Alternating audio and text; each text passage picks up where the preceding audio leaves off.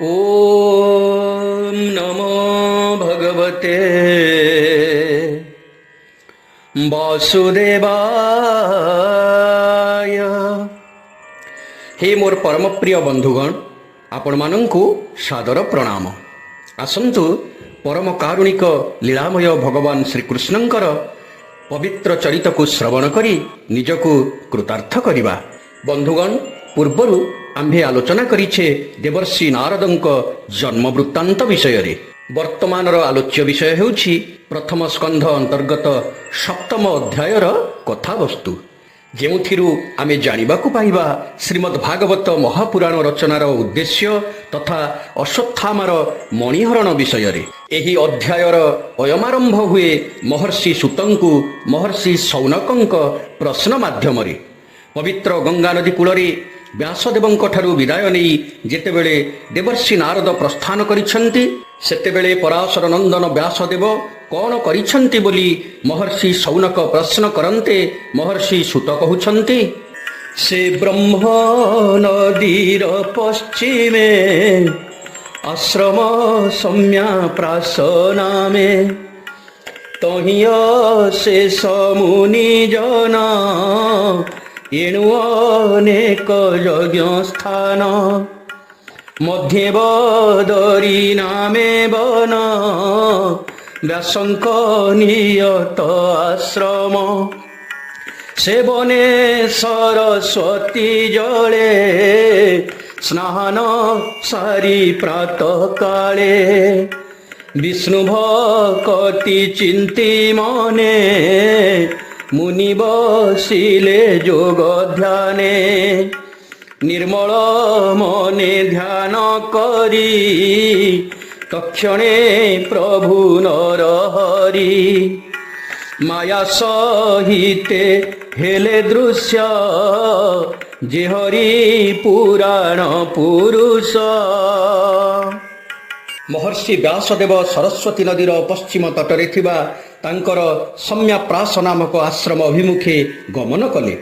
सेठारे पहुंचिबा परे आचमन पूर्वक ध्यान कले आदिपुरुष नारायणंकु।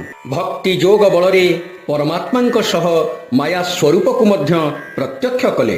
तेबे आसंतु मूल भागवतरु जानिबा सेही मायार स्वरूप किपरि अद्भुत। सुतमुनि कहउछंती, जया सम्मोहितो जीव आत्मानं त्रिगुणात्मकं परोपि मनुतेनर्थं तत्कृतं चाभिपद्यते। यथार्थरे जीव माया मोहित होई निजर त्रिगुणातीत स्वरूप को बुझी न पारी गुणयुक्त मानस होई अनर्थ भोग करती। प्रकृत पक्षे प्रत्येक जीव परमंक अंश विशेष। सोहम अहं ब्रह्मास्मि महावाक्य न्याय रे निज आत्मस्वरूप को जे चिन्ह जानती से ए भवसागर को अचिरे पार होई जानती। मात्र अनेक एही तत्व को बुझी न पारी मायाबंधन रे बांधी होई पड़ती। हेले सेही मायाबंधन को छिड़ाइबार एकमात्र उपाय होउछि ईश्वर प्रेम बा ईश्वर भक्ति। तेणु पुणी मुनि सुत कहउछंती, अनर्थोपशमं साक्षात् भक्ति योग मधुख्यजे लोकस्या जानतो विद्वान् चक्रे शाश्वत संहिताम। एही सांसारिक प्राणी मानंकर सर्वरिष्ट खंडन पूर्वक सेमानंकु भक्ति मार्ग रे चालित करिबा पई महर्षि व्यासदेव रचना करिछंती श्रीमद् भागवत महापुराण। जेउ भागवत ग्रंथ को केवल मात्र श्रवण कले परम पुरुष कृष्णंक ठारे अचला भक्ति आपे आपे जाग्रत हुए, आउ शोक मोह भय सबु किछि दूरेई जाए। एहीपरि एक महान ग्रंथ रचना करी महर्षि व्यासदेव स्वपुत्र महामुनि शुकदेवंकु एही ज्ञान प्रदान कले। एही कथा को वर्णना करी भक्त जगन्नाथ दास कहउछंती, संहिता करी हरि बाणी गोविंद सुकमुनि की पासे आणी गोविंद स्वभावे तांक निज सुत गोविंद हरसे देले भागवत गोविंद विशेष गोविंद प्रसन्ने गोविंद ମାୟା ନ ଲାଗେ ତାଙ୍କ ମନେ ଗୋବିନ୍ଦ। ପୁନଶ୍ଚ ମୁନି ସୌନକ ପଚାରୁଛନ୍ତି, ମାୟା ନ ଲାଗେ ଯାର ଚିତ୍ତେ, କି ପ୍ରୟୋଜନ ତାର ଗ୍ରନ୍ଥେ। ସୁକ ସ୍ୱଭାବେ ଆତ୍ମାରାମ, ତାହାର ଗ୍ରନ୍ଥେ କିବା ଶ୍ରମ। କାହାର ଅର୍ଥେ ବ୍ୟାସସୁତ, ଅଭ୍ୟାସ କଲେ ଭାଗବତ। ନିର୍ଲେପ ଯୋଗୀ ସେ ଯୁକତେ, ସଂଶୟ ଲାଗେ ଆମ୍ଭ ଚିତ୍ତେ। ଯେଉଁ ମହାତ୍ମା ଶୁକଦେବ ମାୟାଠାରୁ ଅନେକ ଦୂରରେ ଭଗବତ ଭାବରେ ସଦା ତଲ୍ଲୀନ, ସେ ପୁଣି ଅଧ୍ୟୟନ କଲେ ଶ୍ରୀମଦ୍ ଭାଗବତ ମହାପୁରାଣ। ଏହାର କାରଣ କ'ଣ ବୋଲି ଜାଣିବାକୁ ଚାହିଁଛନ୍ତି ମୁନିମାନେ। ଏହାର ଉତ୍ତର ଦେବାକୁ ଯାଇ ମୁନି ସୁତ କହୁଛନ୍ତି, ସ୍ୱଭାବେ ମୁନିଙ୍କର ଚିତ୍ତ ଗୋବିନ୍ଦ, ଗ୍ରନ୍ଥରେ ନୁହଁ ଗ୍ରନ୍ଥିତ ଗୋବିନ୍ଦ। ତଥାପି ଅକିଞ୍ଚନ ପଣେ ଗୋବିନ୍ଦ, ଭଜନ୍ତି ଗୋବିନ୍ଦ ଚରଣେ ଗୋବିନ୍ଦ। ସେ ସୁକ ମୁନି ଶୁଦ୍ଧ ଚେତା ଗୋବିନ୍ଦ, ନିତ୍ୟ ଅଭ୍ୟାସେ ହରି କଥା ଗୋବିନ୍ଦ। ଭକତ ଜନଙ୍କର ଅର୍ଥେ ଗୋବିନ୍ଦ, ତାହାଙ୍କ ଶ୍ରମ ଭାଗବତେ ଗୋବିନ୍ଦ। ଆତ୍ମାରାମରେ ସଦା ରମଣ କରୁଥିବା ମୁନିମାନେ ମଧ୍ୟ ଭଗବାନଙ୍କ ଅହୈତୁକୀ ଭକ୍ତିର ବଶବର୍ତ୍ତୀ ହୋଇ ନିଜକୁ ତଲ୍ଲୀନ କରିଦିଅନ୍ତି। ତେଣୁ ଭଗବାନ ବ୍ୟାସଦେବଙ୍କ ପୁତ୍ର ମହାମୁନି ଶୁକଦେବ ବା ଏଥିରୁ ବାଦ ପଡ଼ିବେ କେମିତି? ତେଣୁ ଅତ୍ୟନ୍ତ ଶ୍ରଦ୍ଧା ଭକ୍ତି ଓ ନିଷ୍ଠାର ସହିତ ସେ ଅଧ୍ୟୟନ କଲେ ପରମଶାସ୍ତ୍ର ଭାଗବତ। ଭକ୍ତି ଜ୍ଞାନ ବୈରାଗ୍ୟ ଓ ତତ୍ତ୍ୱ ସହିତ ସମସ୍ତଙ୍କୁ ଭକ୍ତି ରସରେ ଅବଗାହନ କରାଇବା ପାଇଁ ଶ୍ରୀମଦ୍ ଭାଗବତ ମହାପୁରାଣର ରଚନା ହୋଇଛନ୍ତି ବୋଲି ସୁସ୍ପଷ୍ଟ। ଶ୍ରୀମଦ୍ ଭାଗବତ ରଚନାର ଉଦ୍ଦେଶ୍ୟ ସମ୍ପର୍କରେ ଆଲୋଚନା କରି ଏବେ ଏହି ଭାଗବତର ଉପାଖ୍ୟାନକୁ ଆଗେଇ ନିଅନ୍ତି ମହର୍ଷି ସୂତ। ମହାଭାରତ ଯୁଦ୍ଧର ଅନ୍ତିମ ପର୍ଯ୍ୟାୟରେ ଦୁର୍ଯ୍ୟୋଧନର ଉରୁଭଙ୍ଗ ଘଟିଛି। ଠିକ୍ ଏତିକି ବେଳେ ସେଠାରେ ଉପସ୍ଥିତ ହୁଅନ୍ତି ଦ୍ରୋଣନନ୍ଦନ ଅଶ୍ୱତ୍ଥାମା। ଅବନୀକୁ ଅପାଣ୍ଡବା କରିବାର ଅଶ୍ୱତ୍ଥାମାର ଆସ୍ଫାଳନକୁ ସତ୍ୟମଣି ଦୁର୍ଯ୍ୟୋଧନ ତାଙ୍କୁ ସେନାପତି ଭାବରେ ସେହିଠାରେ ହିଁ ବରଣ କରନ୍ତି। ମାତ୍ର ଅଶ୍ୱତ୍ଥାମା ଦ୍ରୌପଦୀଙ୍କ 5 ପୁତ୍ରଙ୍କ ଶିରଚ୍ଛେଦନ କରି ତାହାକୁ ଦୁର୍ଯ୍ୟୋଧନଙ୍କୁ ଅର୍ପଣ କରେ। ଶିଶୁପୁତ୍ରମାନଙ୍କ ବିରହରେ ହାହାକାର ପଡ଼ିଗଲା ପାଣ୍ଡବ କୂଳରେ। ଚିତ୍କାର କରି ଉଠିଲେ ଦ୍ରୌପଦୀ। ତାଙ୍କୁ ସାନ୍ତ୍ୱନା ଦେବାକୁ ଯାଇ ତୃତୀୟ ପାଣ୍ଡବ ଅର୍ଜୁନ ପ୍ରତିଜ୍ଞା କରି କହିଲେ, ହେ ବୈଦେହୀ, ମୁଁ ବଜ୍ର ଶପଥ କରୁଛି, ସେହି ଆତତାୟୀ ଦୁଷ୍ଟ ଅଶ୍ୱତ୍ଥାମାର ଶିରଚ୍ଛେଦନ କରି ତୁମକୁ ଅର୍ପଣ କରିବା ପରେ ଯାଇ ତୁମ ନୟନରୁ ଅଶ୍ରୁ ପୋଛିଦେବି। ଠିକ୍ ଏତିକି ବେଳେ କ'ଣ ହୋଇଛି? ଅର୍ଜୁନ ଦେଖି ଦ୍ରୋଣ ବଳା ଗୋବିନ୍ଦ, କାତରେ ହୃଦୟ କମ୍ପିଲା ଗୋବିନ୍ଦ। ବାଳକ ବୋଧେ ଛନ୍ନ ମନେ ଗୋବିନ୍ଦ, ପଳାଇ ଜୀବନ ରକ୍ଷଣେ ଗୋବିନ୍ଦ। ତାରେ ରକ୍ଷକ କେହି ନାହିଁ ଗୋବିନ୍ଦ, ଶ୍ରମେଣ ଅଶ୍ୱନ ଚଳଇ ଗୋବିନ୍ଦ। ପ୍ରାଣ ରକ୍ଷଣେ ଦ୍ରୋଣ ସୂତ ଗୋବିନ୍ଦ, ମନେ ସୁମରି ବ୍ରହ୍ମସ୍ତ୍ର ଗୋବିନ୍ଦ। ତକ୍ଷଣେ ଜଳେ ସ୍ନାନ କରି ଗୋବିନ୍ଦ, ବ୍ରହ୍ମଶିରାକୁ ହସ୍ତେ ଧରି ଗୋବିନ୍ଦ। ସଂହାର ନ ଜାଣେ ତାହାରେ ଗୋବିନ୍ଦ, ପେଶିଲା ଅର୍ଜୁନ ଉପରେ ଗୋବିନ୍ଦ। ଅର୍ଜୁନଙ୍କୁ ଦେଖି ପ୍ରାଣ ଭୟରେ ଅଶ୍ୱତ୍ଥାମା ବ୍ରହ୍ମାସ୍ତ୍ର ପେଷଣ କଲା। ତେଜଦୀପ୍ତ ବ୍ରହ୍ମାସ୍ତ୍ରକୁ ଦେଖି ଭୟରେ କମ୍ପି ଉଠିଲେ ବୀର ଅର୍ଜୁନ। ଏଥିରୁ ରକ୍ଷା ପାଇବା ପାଇଁ ଶରଣ ପଶିଲେ ସଖା ଶ୍ରୀକୃଷ୍ଣଙ୍କଠାରେ। ଅର୍ଜୁନ କହୁଛନ୍ତି, ହେ କୃଷ୍ଣ କୃଷ୍ଣ ଯୋଗେଶ୍ୱର, ପ୍ରପନ୍ନ ଜନ ଭୟହର। ସଂସାର ନଳ ଦହନେ, ଡରେ ସ୍ମରନ୍ତି ତୋତେ ଜନେ। ତାହାଙ୍କୁ ଦେଉ ମୋକ୍ଷ ଗତି, ଅଭୟ ବ୍ରହ୍ମେ ସେ ପଶନ୍ତି।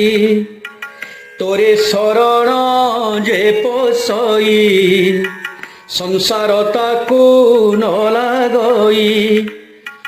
कह कि करिबि गोसाई तो बिनु आन गति नाही। अर्जुन वाक्य शुणी हसी कहन्ति प्रभु ब्रह्म राशि। ब्रह्मास्त्रु रक्षा पाइबार उपाय बताइबाकु जाई भगवान श्रीकृष्ण कहउछन्ति जीवन डरे द्रोण बला गोविंद अति मानुष कर्म कला गोविंद मंत्र न जान संहारे गोविंद बेगे पेशिला प्राण डरे गोविंद यहा निबारे शस्त्र नाही गोविंद केही न जाने देह बही गोविंद तू तो सकल शस्त्र जानू गोविंद चंचल चित्ते न प्रमाणु गोविंद ये ब्रह्म शस्त्र तेज घोर गोविंद तू ब्रह्म शस्त्र रे निवार गोविंद। ब्रह्मास्त्र को ब्रह्मास्त्र रे ही छेदन करिबा पई परामर्श दियंती प्रभु श्रीकृष्ण एवं परिशेष रे भगवान कृपारु अर्जुन उभय ब्रह्मास्त्र को आयत्त करिबा सहित अश्वत्थामा को बंधन करंती। एतिकी बेले अर्जुनंकर धर्म ज्ञान परीक्षा निमित्त तांको गुरुपुत्रं को हत्या करिबा पई प्रवर्ताइछंती भगवान। मात्र अर्जुन ताहा न करी अश्वत्थामा को समर्पी देइछंती द्रौपदी को। एबे अश्वत्थामांकर दंडर भार द्रौपदी उपरे पड़ी जाइछि। मात्र द्रौपदी मातृ हृदय विलपी उठिछि। तांकर मने पड़ी जाइछि अश्वत्थामार माता पतिव्रता गौतमी कथा। द्रौपदी कहउछंती एहार गौतमी माता सुपुण्यवती पतिव्रता रोदन न करू से शोके मोहर प्राय पुत्र दुखे क्षत्रिय जेबे मूढ़पणे कोप संपादे विप्रगणे से कोपे निज कुल दहे एणु के विप्रे हिंसा बहे।